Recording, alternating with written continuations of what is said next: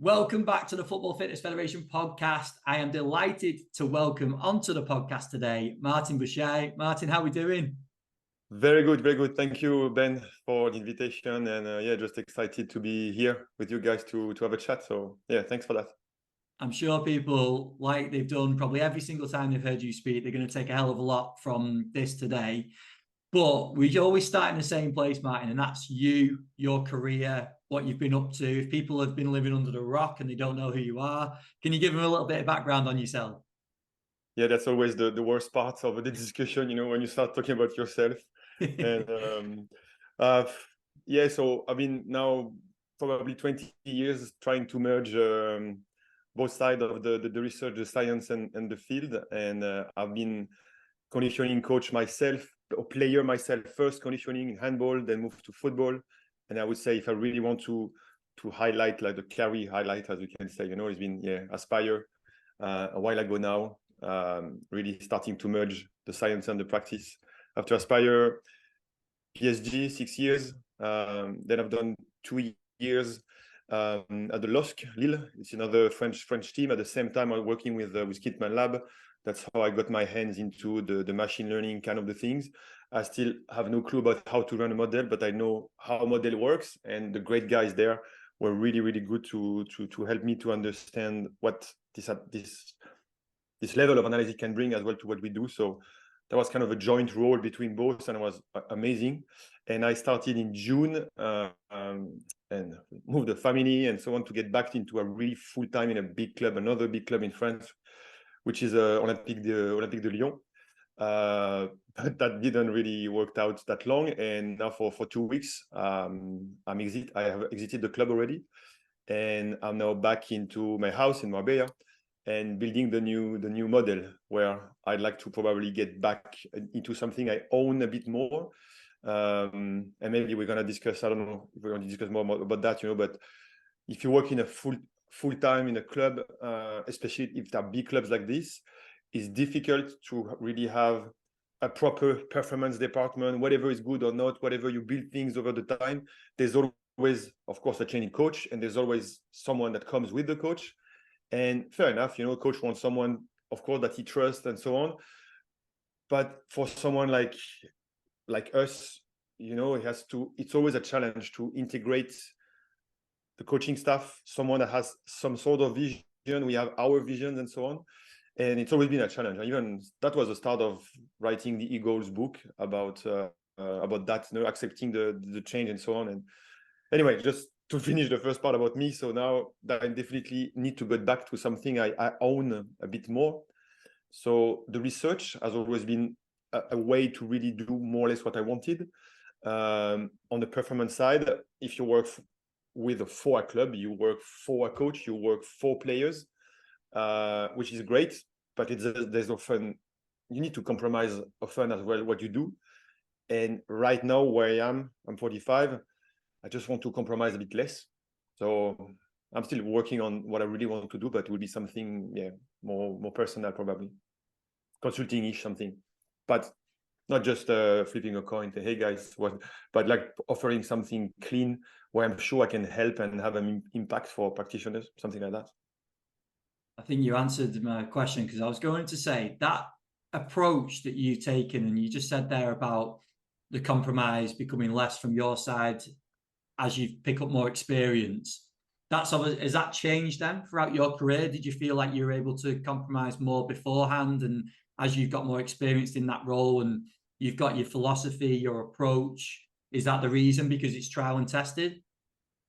Yes, and again, back to why I wrote this book on ego, and I reach out to so many people, because that's always been my problem. And again, and you see from the outside, the French guys a bit opinionated, and we look people from the above, and I know that's how we are, and that's why I don't want to be perceived like that. But I'm like that, I'm confident in what I'm doing, but it's because it's always been, evidence backed up, like the research. Okay, I'm not, what I'm suggesting is just like, I'm not, again, just waking up in the morning and say, let's do a submaximal test. No, now we've done 25 studies. Those guys in Oz with Rezzil, they've done a meta-analysis. you know, so there is some rationale behind why we're doing this. We show it works. It's an example among 25 others, you know. So it's, of course, it's my philosophy, that the things I believe in, but in addition to my experience, it's also backed up by now a lot of data and research. And when someone comes in and says, I don't like what you do, or this what you do is hopeless, it's very difficult to take. So this to compromise yourself when you have this amount of research and experience and many users that actually say, I like it, it's difficult. So this is where I said, is it me the problem not to accept when people not even critique, they just disregard what you've done for so long. And when you have, like, yeah, people know me, you know, like, I don't want to say I'm an authority, but I have some sort of authority through the work I've done. So it's difficult, again, to accept, to put yourself at the service of someone that doesn't believe in your proper work, that is perceived as a reference for many others, you know. So this is what happens in those big institutions. Coach comes and go, another come, another go. And of course, everyone has his own source, whether it is the secret or not. And of course, they want to do what they believe in. And I have no problem with that. I understand that. But I'm not sure that I'm the right person then to be the guy who just changed just to support the coaching staff because I believe too much in what I've been doing for the reason I just explained. So it's difficult. And you cannot imagine the number of discussion I had with peers about how far you can accept to go away from your own vision of philosophy. And again, you know, there's different levels of this level of compromise. Whether it is, okay, we've been doing this test for 10 years at the club, and now the new guys come and he wants to do another test. That's again an example. Okay, so you're going to lose 10 years of historic data just because you like better another test. Come on, just be a bit pragmatic, just be a bit, you know, and it's an aerobic test versus another. It's a strength test versus another. Who cares? At the end, you're measuring an overall quality. So we don't really, it doesn't matter if you jump with the leg on one side or the other. It doesn't matter if it's 10 or 8 minutes, you know. But that's the global picture. But again, people coming in because they have, again, the preference they use, and they want to be comfortable because they're under pressure, you know, so they want to get back to things they know and understand. So again, I understand. So at which level you accept this compromise or not? So maybe say, okay, 8 or 10 minutes doesn't matter. Let's change to help those guys and we move on. But then it's more than 8 or 10 minutes, it's doing something completely different, or it's having another approach. So then it becomes more than just a small adaptation or a small, you know, it becomes a vision. So then it starts to be harder to swallow sometimes. And again, back to my book, you know, that's chapter 9, where you still try to find, let's say, the good in the change, because you always gonna learn something from changing what you do. And there's a lot of those contributors who are like, yeah, but accept it. Again, turn the volume down of your ego, just accept that you're gonna do something else. You might learn something from that. And that's always, I think that's a great advice, you know, and always try to do that. Say, okay, I would never do that like that, but let's say, I might actually learn something that I didn't know, or if it doesn't work, that might just comfort what you were thinking. So at this level, it's still a learning, and you still try to find a benefit of that. But then, and that's chapter 10, where it just goes too far. And you say, come on. Again, and that's how I started the discussion today. He said, I'm 45. Oof, there are things, you know, it's not saying that I know everything and I'm better than anyone, but just I don't want, again, and chapter 10, you leave because it's not worth the fight, the sleepless night and so on. Say, okay, I have better to do, and no problem. And you know, so unfortunately or not, I'm too much a chapter 10 guy, and that's not the first time it happens to me, and it happened again, you know, recently. So, but fair enough. I mean, I know that's probably a weakness. A weakness if you want to keep jobs. It's a strength if you really believe in what you do, you know. But then there's a lot of carryover effect of those decisions. If I talk about myself again, move the family for 2 months and a half. It's a pain. It's such a pain, you know.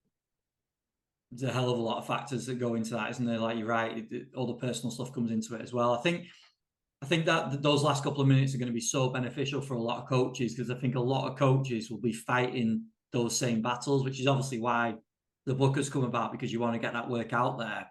But if you could give a little bit of advice to people in that scenario where they feel like okay, I've compromised from my side, I'm getting nothing back from the other side, what do I do?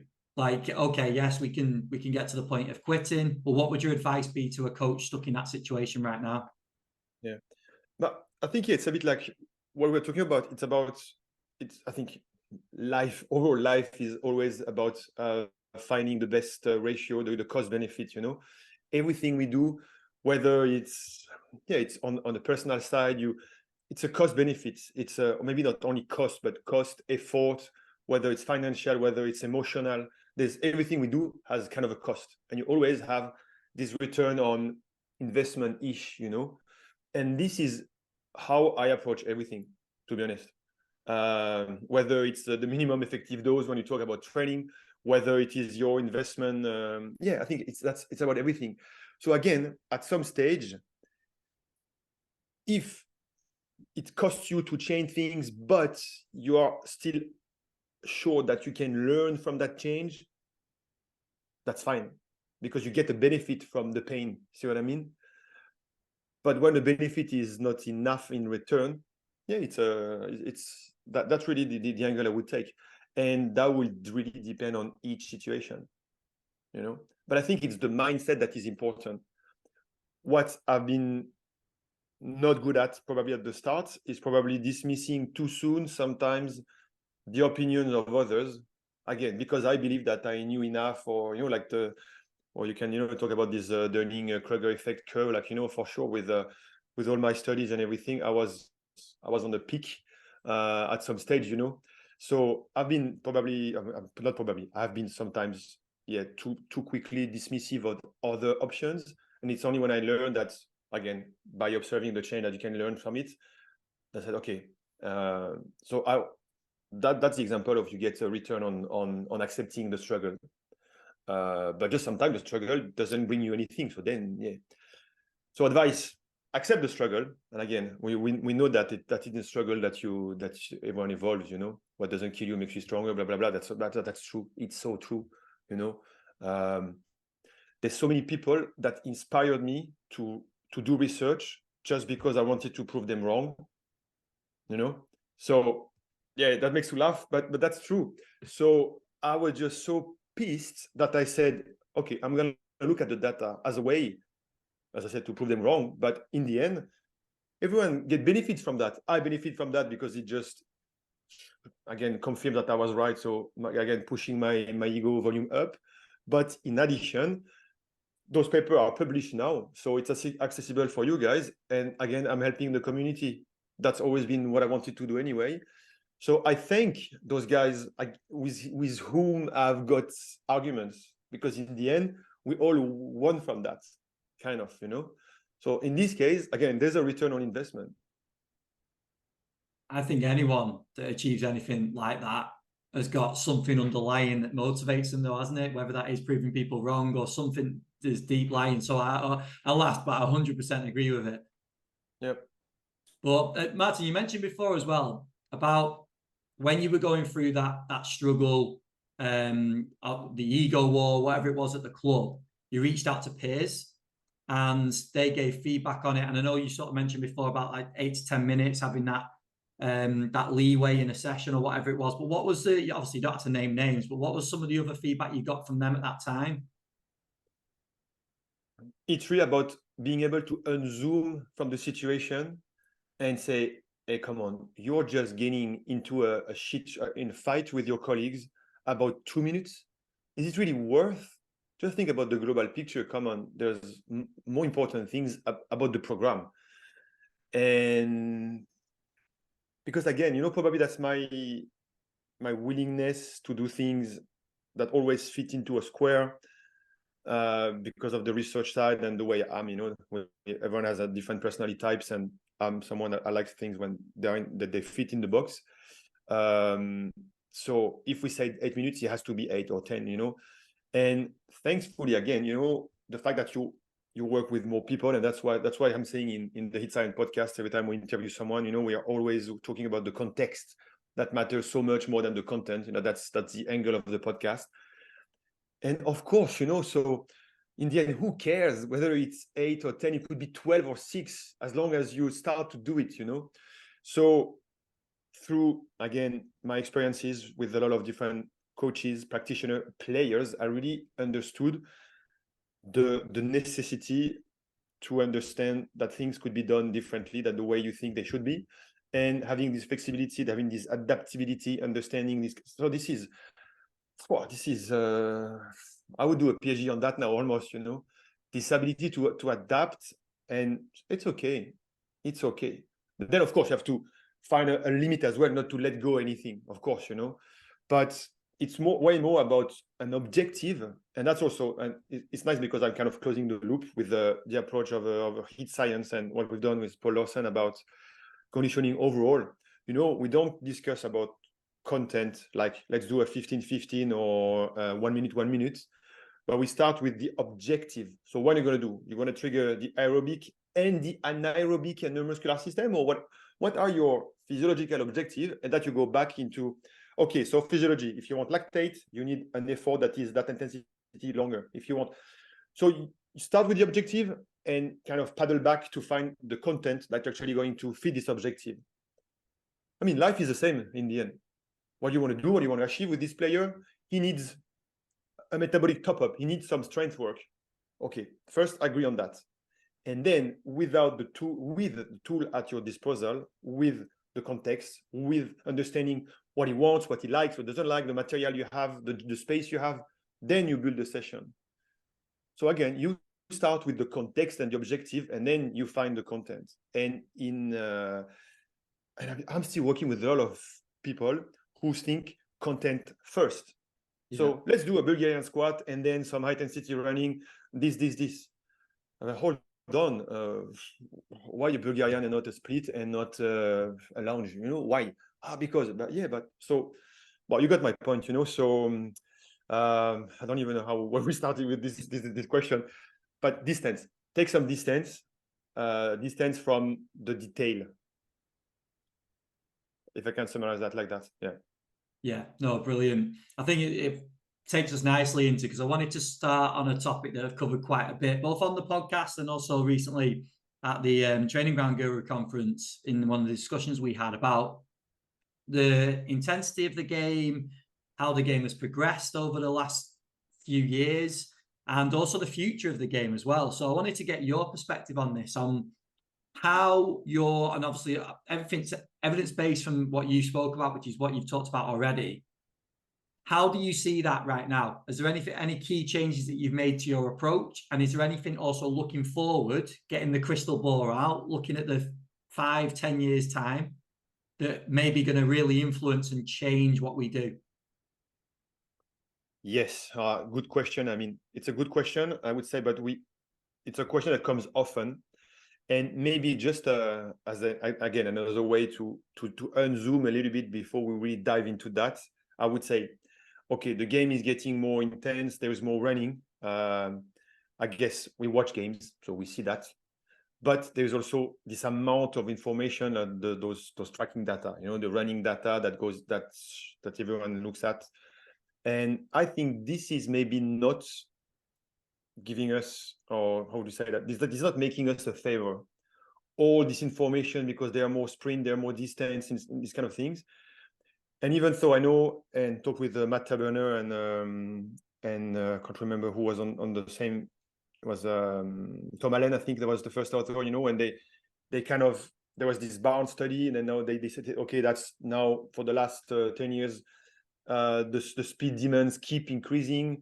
But there was this change in technology, so you have to make sure that the trend is actually a real trend. It's not just technology based. But even though we don't even know, okay, because there could be from Prozone to TrackCab and so on. But even inside the same technology, they tend to improve their firmware. They update their system, and we paid the price many times with GPSs when they change firmware. Then suddenly you have more speed. more distance into speed, just because the technology becomes more precise, you know. So even despite the good work that those guys have done, I still have my doubts if the trend is that real. It could not be only technology related. Well, first thing, just a way to unzoom that might not be as important as we think. And even though it's right, again, I would just like that, let's say, talk for myself, but I had another talk with Raymond Verheyen the other day, and we talk about that with my colleagues in Lyon the whole summer, because, yeah, not entering into the details with Lyon now, but there's running and running, you know, we know.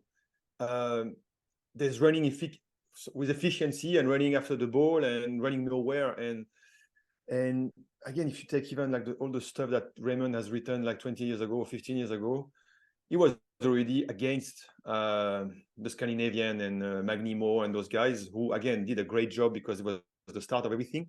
But, you know, when you read the first seminal papers from for Magnimo, for Banksburn, those guys, it was a bit, I mean, if I was to do what they've done at that time, I would have done it the same because we didn't know enough, you know, the first time you got those data. But now, to be honest, and with all due respect, and I said I would have done the same mistake, they will have all the analyses we've done are too naive, you know. So you run more, it's good. You run less, it's bad. And we know the contextual and all. There's a lot of, thankfully now, some work coming out about the context affects the running, you know, the game plan, the position, the system, and so on. So the question is, I'd like to answer your question about, okay, the game needs to be more intense. Fair enough, because now coaches are using better pressing, counter-pressing. There are some tactical elements that maybe require players to be fitter, but maybe we don't even know. But all the running part, I mean, you know, I don't want to answer the question based on match data. Because I believe first I doubt on the match data, and then I doubt on the fact that actually reflect anything, because they are not KPIs. Running is not a KPI. KPI might be, well, now you have the best of course, is you have those expected goals, but then you have, I don't know, crosses in the boxes or whatever. You know, you'll find your own KPIs about the game, about the match. But running per se, who cares? Yeah. Who cares? And as a community sports scientist, we're still too much into benchmarking. And every second podcast I listen and say, yeah, we have the under 19. We want to benchmark the first team, so we know what is a top level game demand in terms of running. Most of the time, it's less than the under 19. You know, so it's so more important just to play well, the connection. And at least every one of us, we worked with unfit and slow players, and they were probably not always struggling in the game because they were just more clever and they knew where to position themselves and so on. So of course we need to be fit. Of course there might be some coach that require that they want players to do more, but this is the way, to me, the good way to approach the question, not the match data from the cameras and so on, you know. So once this has been said, and sorry for the deviation into that, then it's back to training, and how do you prepare players to play this game model that might be more demanding. And I think this is where a lot of people are doing great job. When I look at those peak match demands, you know, those to make sure that at least you are able to match those peak, or even to overload those peak match demand during training, whether it is on small spaces, whether it's on bigger space. And this is where sometimes bigger space you have to add a little bit of running, because just stuff with the ball sometimes is difficult to overload every part of the game. If you look at meters or axles, mechanical work per minute, these kind of things. But yeah, so you have to understand. And for talking about that, in rugby, they're doing that way better than us in football. You know, like the way they analyze the game to prepare the training, it's almost cause to effect. You know, we're going to play this team. We know this team is pressing more, so we're going to have 5 meters per minute more over those 3 or 4 minute period of time. So let's work on that during training. You know, so they're very, very well organized to match and to organize training based on match demands. You know, so this is the way, or probably the direction we should go, so that at least during training we prepare player accordingly. Martin, do you think our focus, and maybe an over focus, like you've mentioned there, on like distance covered, comes from the fact that us as practitioners, we know we can influence that? That's something that we've got, right? This is what we're aiming for. Whether that's contextual in terms of what we actually should be working on or not, that's a different discussion. But do you feel like that's why we lean towards that? We lean towards that because we measure it, and it's handy, it's easy. But I'm not even sure we can influence that, because you could give, I took the example of an EPO shot, the player gets 2 kilometers more of maximum aerobic speed. I don't think, and we showed that 15 years ago with Alberto Mendes in Qatar, that you can have massive improvement in physical capacities. You don't run more because you run based on the demands. Yeah. For sure, the relative load decreases. So there's always a benefit to be fitter. So don't get me wrong. There's always a benefit to be fitter. But you don't always see that. So this is why we don't care about how much they run, as long as they do well what they're supposed to do for the game plan. And you have teams, they're highly successful, running very little, just because they're always at the right place at the right moment. And the good teams, they need to run to be successful because they're a little bit less well organized. So they compensate for the running. So it's just about what you do, how you do, the weaknesses you have. Fitness helps to compensate, perfect, but not obligatory. So it's not a linear, it's not a one size fit all. And thankfully, football is one of the most complex sports in the world for this reason, So you can't say we're winning because we run or we're losing because we don't run. Come on, this is that's for the media in the 70s, We should do better than that. And it's our responsibility for our jobs, at least to keep educating the people around us. I think there's been more than enough examples of teams that have been successful that have fell into that as well, isn't there? I think the Barcelona team from a few years ago was probably one of the most famous ones where the running distance wasn't as high. No, and you have the opposite. You have teams super successful with high outputs. Yeah. Perfect. Yeah. So it works, but again, it's a case by case case. Yeah. So looking forward. Yes, sorry. Yeah. We've got to predict now, Martin. We've got to be 5-10 years in the future, and we've got to go, right, how does anything change? What changes in terms of our approach, you think? I think overall, where I see people are getting better and better, and that's where I've been putting a lot of my energy as well, is to really get closer to the individual, so that players are really looked after in a way they should be at the individual level.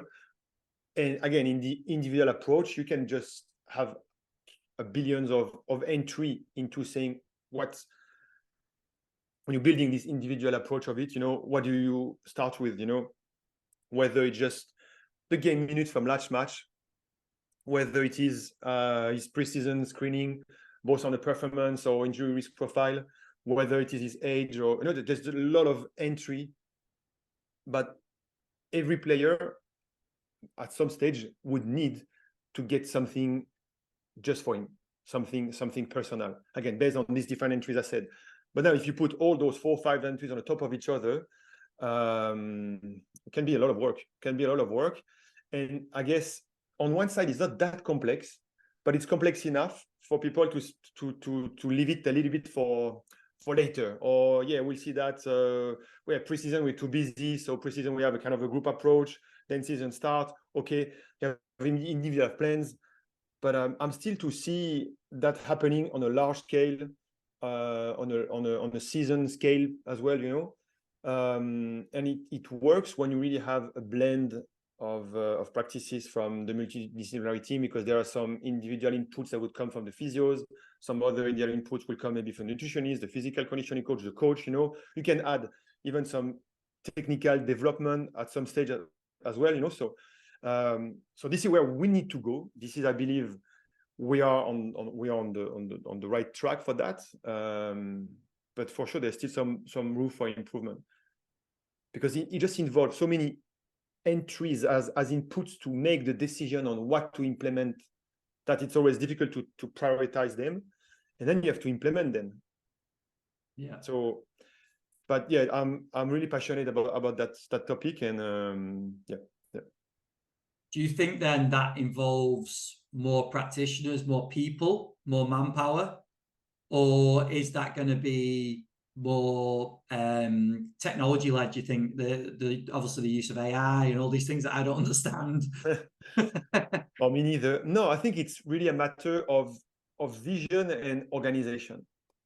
You know, today it's day -3. Okay, the team session is going to be that. Okay, now let's go through every single player, and based on, as you said, all those needs and all this profiling and so on, is it the right moment to add something for this guy? Whether it is in a gym, whether it's treatment, whether it's more technical work, and that's it. So I mean that's it. But again, it's more complex than it seems. So it's really a matter of vision and organization. And then you have your puzzle, the day, and okay, maybe for those 6 guys, they have weaknesses on their hamstrings, and because it's -3 and tomorrow is going to be easy, maybe we can do a bit more than the group to strengthen this posterior chain. Those 2 guys, they need to wait to lose a bit of weight. So if for those 2 guys, we can do a bit of bike after. And for those 3 guys, they're going to stay on the pitch for 20 minutes with one of the assistants to do this special finishing work. And then for those old guys, maybe they do, so again, simple, as always, it's easier to say it than to do it, but that's a little bit the approach. And every day there is this opportunity to do something individual. But the context will dictate the what. And the how will be related to the number of staff you have and the space you have and how you can organize that. Is it before, after training, during, if you ask them to come back in the afternoon, or everything is possible. But then I suppose we add another layer to that, and it loops back around to what we were speaking about before, isn't it? Because that then ties into the importance of the cohesive nature of a multidisciplinary team, doesn't it? Because if you're all sat around the table in agreement or all with the same sort of intentions with that player, that's fine. But if there are then disagreements or someone wants them more time than the other person wants them, that's when it becomes tougher, isn't it? Yeah, of course. But believe me, having lived and experienced almost the 2 extreme of a completely dysfunctioning multidisciplinary team and another that was working really, really well together with complementary skills and discussion and willingness to improve. Yeah, of course. Yeah, I mean, you're with me, but when you are in the second aspect where things work, you can't believe how the level of enjoyment on a daily basis when you're working together and with 10, 12 people having the same vision, because once you get this, you agree on the approach, on the way that you have to find for those 25 players, what is their special stuff of the day for each, then doesn't really matter almost, again, the content, as long as they do it, as they do something. Because again, I'm back to what I said before, like the objective, find something that is going to help and benefit this player on that day. And that's the first level of fulfillment. Then content, okay, again, is it a bridge or is it again, I don't want to be seen like I don't care anything about the details. Because I had when I had Lorena Torres in our podcast on HIITScience, we're discussing that, and she said, no, I'm about the details, because the detail matter when we are in elite sports. And yes, she's completely right. So when I said who cares about the detail, I think I put back into what Lorena said. No, the details are important, but it's a detail once again you digested the context, Yeah. So the detail will be, now you've selected this exercise, so now it becomes the detail, because if you have only 5 reps, make sure you have the right weight, otherwise you're wasting your time. So then you're back into the detail at that point. So this is a bit the discussion, but back to the multidisciplinary team and so on. Of course, if you don't have an alignment in the vision between practitioners, that's why I said, what's the point to be here? What's the point to be here? And that's another big topic, is how do you get there? How do you get those? I said 12 because that's probably the average number of practitioners in big teams, you know, between physio, conditioning, sports science, nutrition is like 12-ish, could be 8 or 14. Yes, to get to that, it's very difficult again, because you have those, we always done it like that. The guy's been at the club for 30 years. Back in the day, there were 2.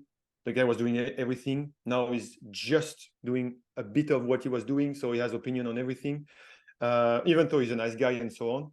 But those guys, it's impossible. They would actually merge into the new approach of doing the things, especially for the fact that, well, first, we know it's very difficult to change people, but also they have been successful without a bunch of their colleagues doing many things.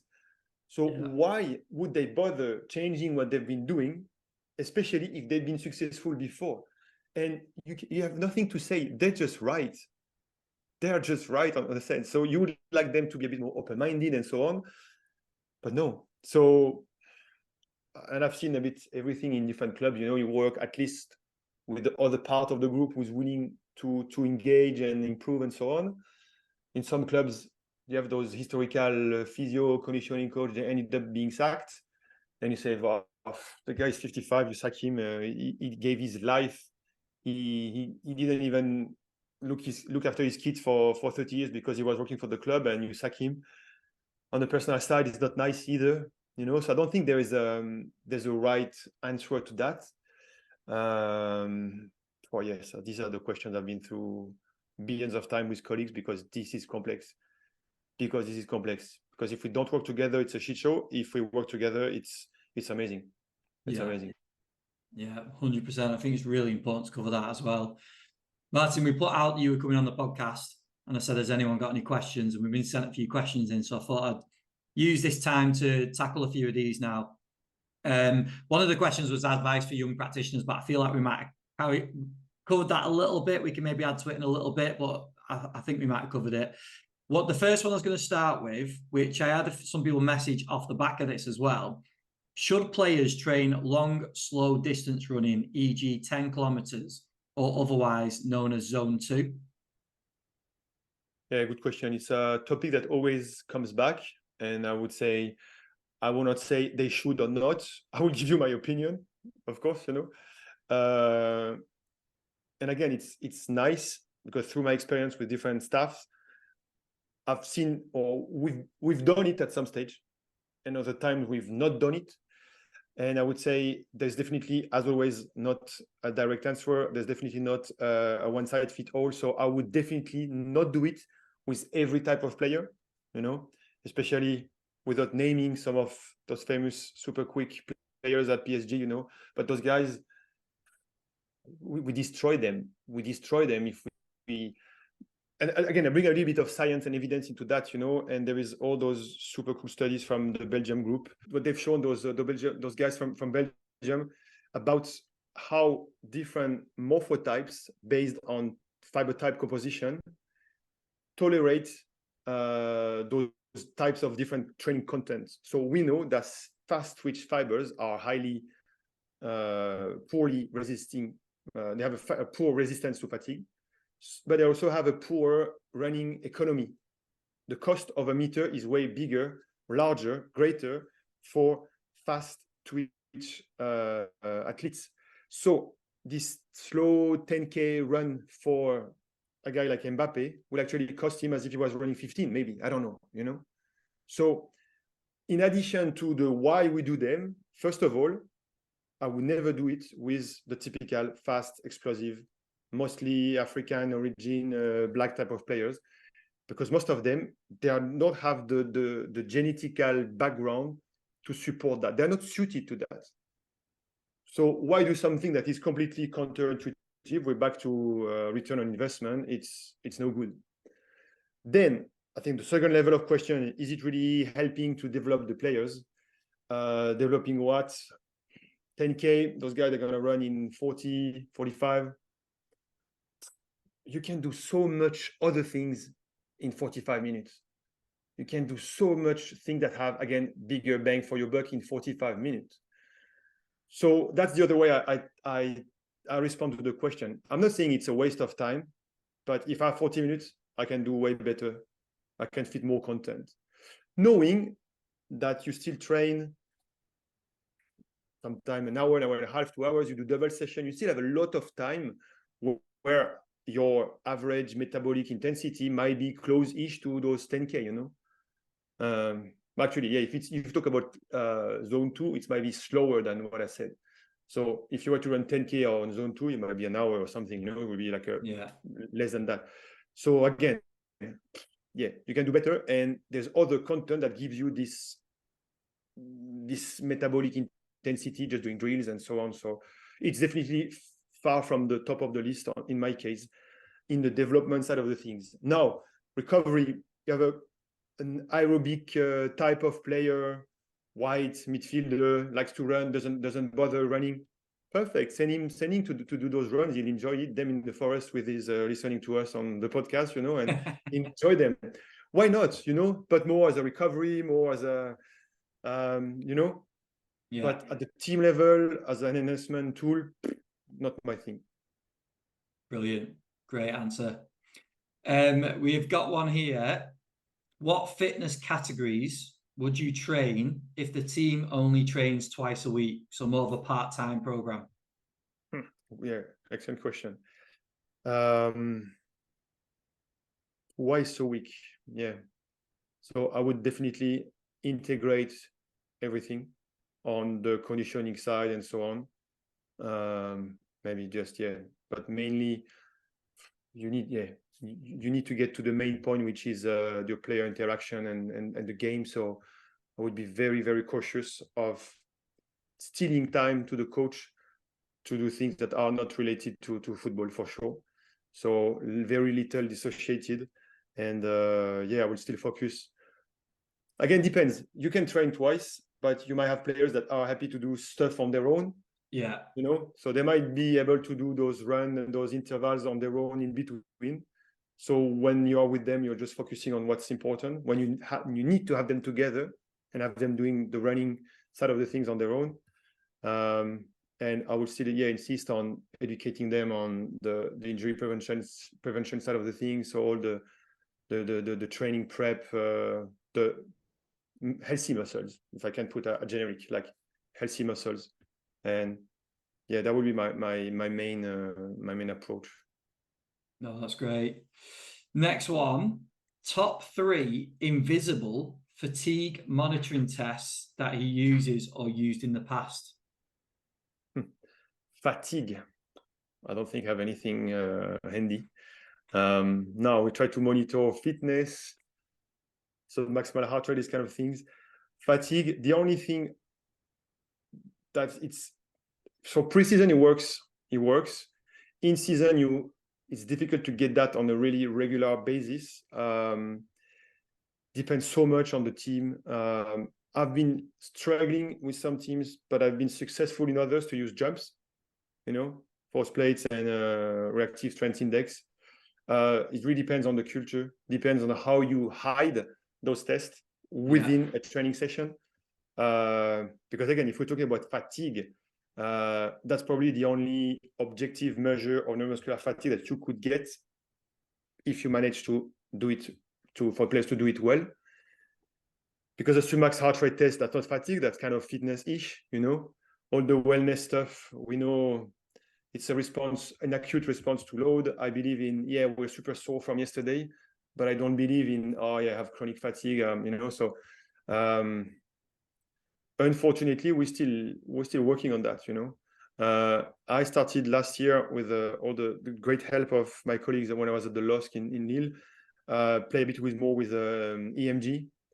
But again, it turned to be more a measure of the willingness of the player for whatever reason to activate some muscle groups when there was not always an injury, but there was something wrong, I would say. Not at the point that he was not able to play, you know, but there's like something, a couple of days, like he's sore.